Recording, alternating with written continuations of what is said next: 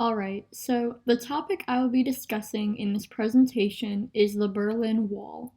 You can see by the outline that I will be covering the background, the process of building the wall, and lastly how the wall fell. The picture at the bottom right is what the wall physically looked like, and the picture next to it is an overview of the area that the wall covered. Before learning about the Berlin Wall specifically, we must understand the history behind it. So, I will first be discussing the process of dividing Berlin. This process started after World War II ended in 1945.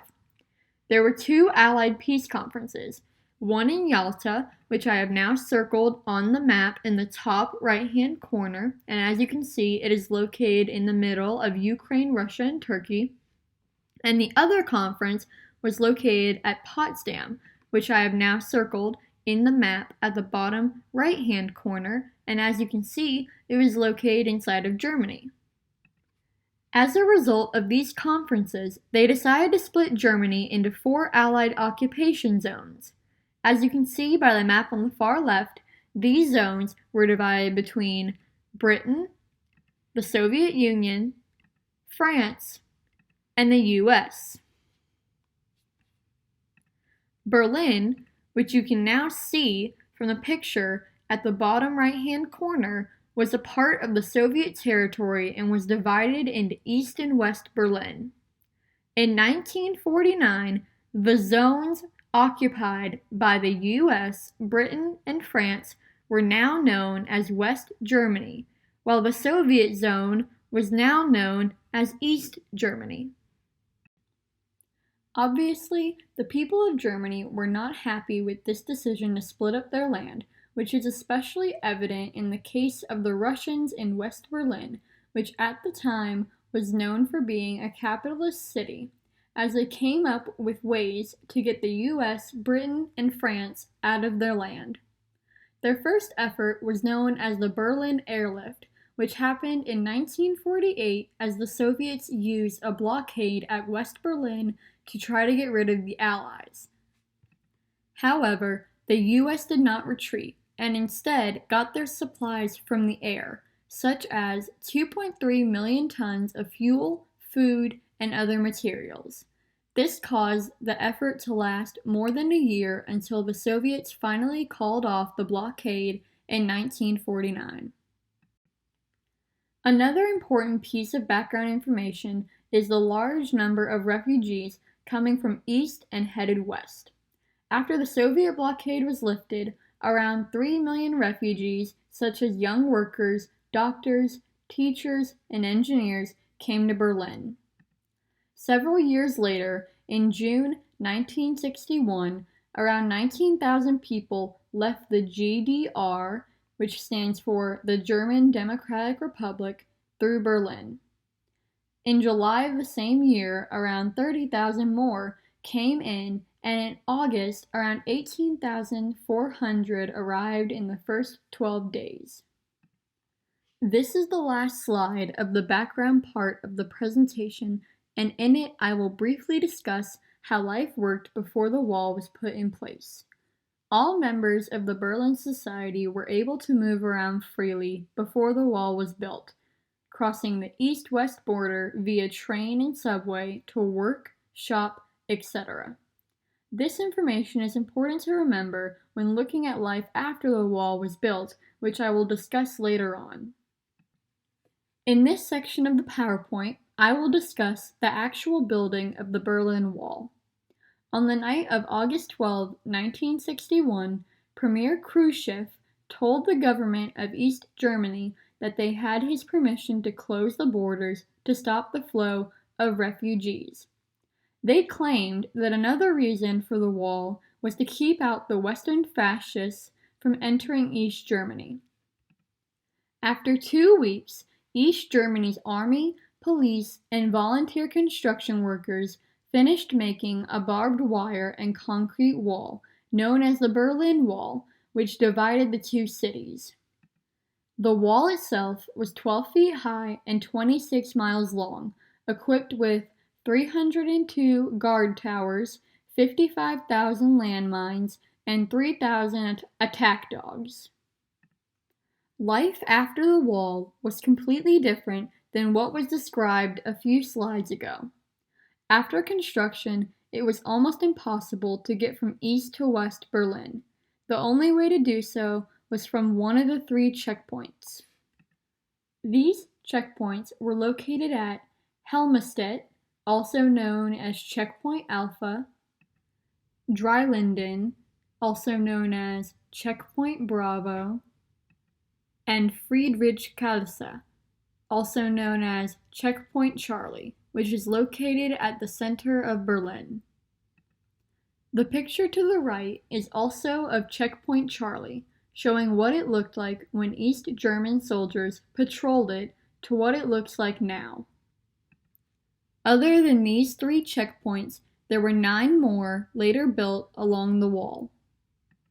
Normally, only diplomats and other officials were allowed to go through the wall, and before entering or exiting, they had to be searched by East German soldiers.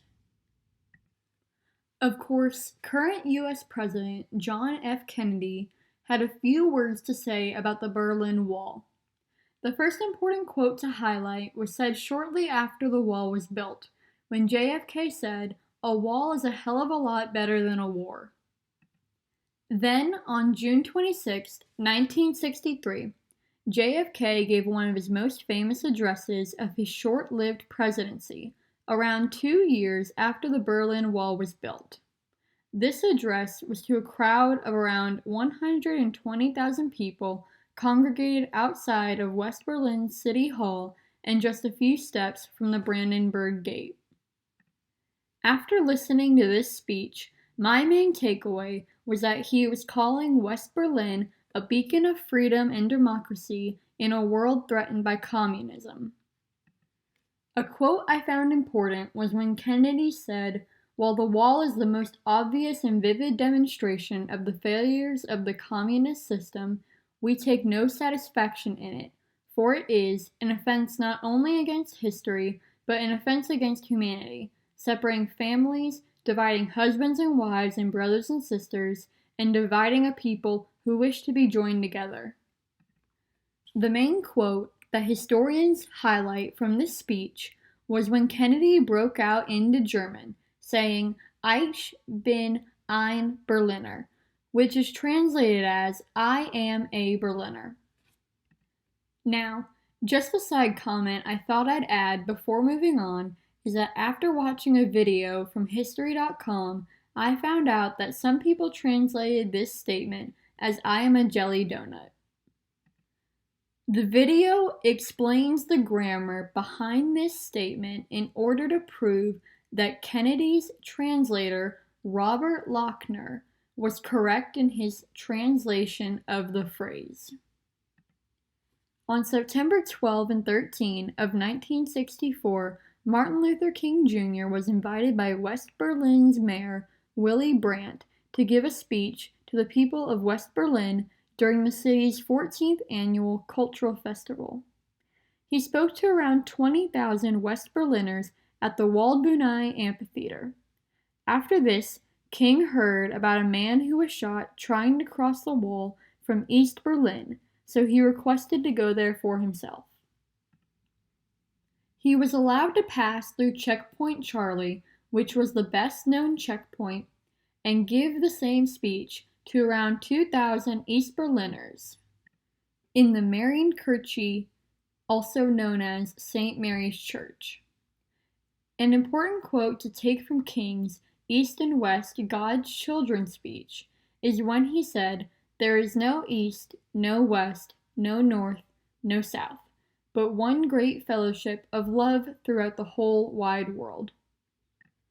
The Berlin Wall did not stop refugees from coming from the east to the west. Around 171 people were killed trying to get over, under, or around the Berlin Wall. However, around 5,000 East Germans, including around 600 guards on border patrol, crossed the border by flying in hot air balloons, crawling through sewers, climbing over barbed wire, diving through parts of the wall, and jumping out of windows near the wall, which is what the people in this picture on the right are attempting to do. On these last two slides, I will be discussing the fall of the Berlin Wall. On November 9, 1989, the head of the East Berlin's Communist Party, Günter Schabowski, announced that effective immediately, citizens of the GDR, again this stands for the German Democratic Republic, would cross the country's borders. He also added that the restrictions on travel visas would be lifted. Both of these announcements were made prematurely because the policy was supposed to be announced the next day and would have forced East Germans to go through a long visa application process. Regardless, this announcement led to members of both East and West Berlin to run to the wall, start drinking beer, and chant Tor auf, which means open the gate. At the Bormann-Holmer Street checkpoint, the biggest checkpoint between East and West Berlin, the senior Stasi officer on duty, Harold Jager, whose picture appears on the top left,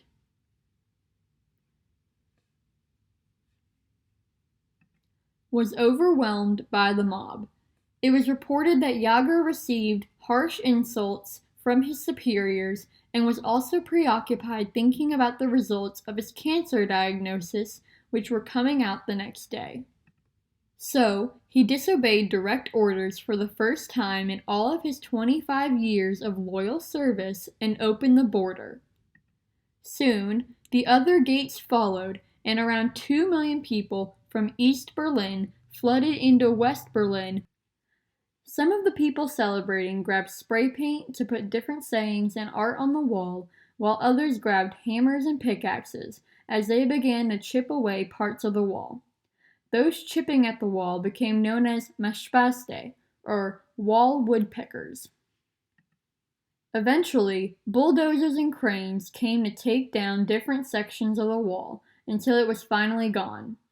Then, around a year later, on October 3, 1990, East and West Germany were officially reunified under the name the Federal Republic of Germany.